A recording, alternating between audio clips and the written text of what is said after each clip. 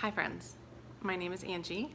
Welcome to my channel, or welcome back to my channel. This is a channel where I like to make videos about books as well as videos about homeschooling, mostly book related, so thank you for stopping by. Today's video is a book haul. I want to share with you the books that I have picked up over the last couple months, some of them in response to readathons. I feel like BookTube has definitely exposed me to some great books that now I recognize when I walk into thrift stores or different places like that, and I'm like, oh no, I have to get that because everybody loves it. And so anyway, it's a tough problem to have. So let me share real quick what I have picked up. So first thing I want to share is these three: Bear and the Nightingale, The Girl in the Tower, and The Winter of the Witch. So after I finished The Bear and the Nightingale, which I have reviewed in my February wrap-up, I loved it. I pretty much went right away in search of trying to find these books used, and then I saw these beautiful, beautiful covers that are from the UK. So I was like, oh no, those are too pretty. So I picked them up, and I'm really excited. I'm halfway through The Girl in the Tower now. So beautiful books I am so excited about. So those are those ones to start with. And let's see, what did I get next?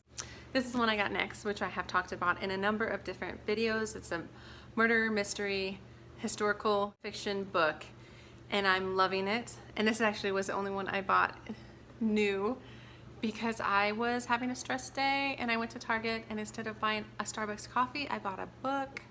I'm most of the way through it. I'm excited to finish it. It is definitely a page turner, slightly confusing page turner, but I like it. So got that, picked that one up. And the next thing I picked up is I was looking for some good historical fiction books because I knew I wanted to do the March Through History readathon, which is hosted by Emily over at ARG Schooling, and I'll link all her stuff below. And so I was looking for some good options for historical fiction, and I found a number of bundles of books, so that kind of helped me pick. And the first one was a Philippa Gregory book. This one's The Lady of the Rivers. It's part of the Cousins Wars. I think this might be the first one. I'm honestly not sure. I have been wanting to read one of her books, or at least finish one of her books, for a while, and this one looks really interesting.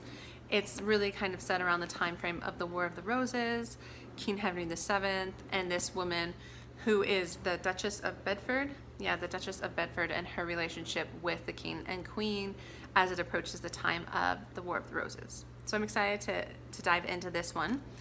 And I picked this one up at the same time in kind of a bundle. This is more of a historical romance, which is not typically on my radar. So this one is called The Heiress of Winterwood by Sarah Ladd.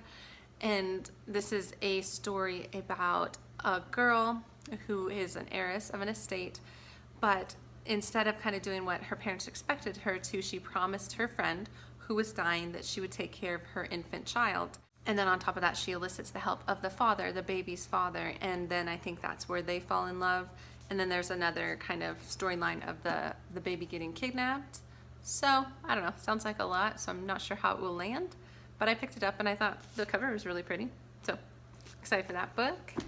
The last one I picked up in the historical fiction kind of category is A Gentleman in Moscow.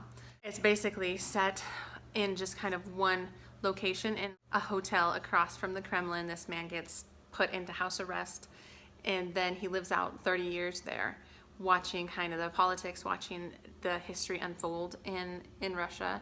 And that's a lot of history, that's a lot of world wars, there's a lot of things going on.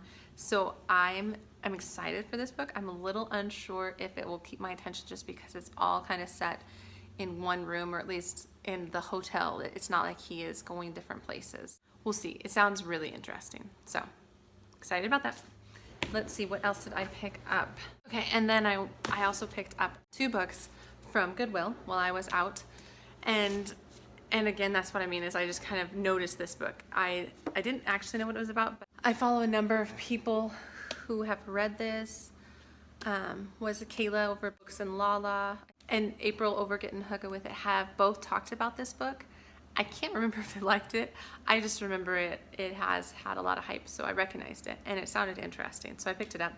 It's about a woman who is kind of a recluse. I think she's in New York City. It's either New York or London. It usually is New York. She's in New York, and there's some new neighbors that move in, and she's watching them, spying on them, and something happens. and then that's all we know. I mean, it does sound really interesting to me, so we'll see how much I like this one. So, at the same time, I also picked up a Ruth Ware. I just picked up a Ruth Ware book from the library for March Mystery Madness, so I saw her name and I was like, I don't know what this is about. And the thing about thriller books I've learned is the blurbs are very, I don't know, not informative. And so I don't know what this one's about per se, but it sounds really good. It's called In a Dark, Dark Wood by Ruth Ware. Again, another thriller. We'll see. I know nothing about it. I liked the cover.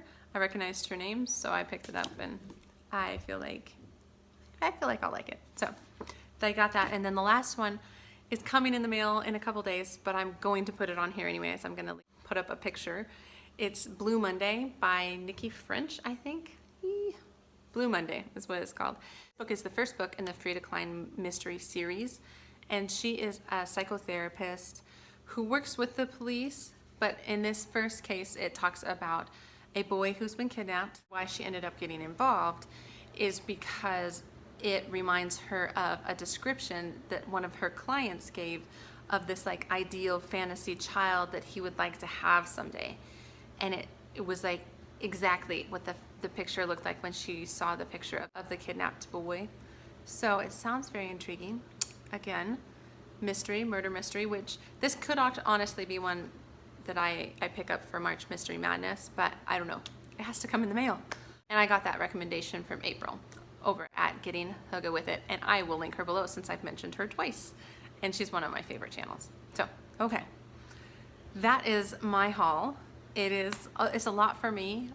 I'm very proud of myself for getting most of it used and plans for reading it, not just picking it up and hoping to get to it. Yeah, thank you for taking the time to watch my haul. Please let me know if you've read any of these and if you liked any of them.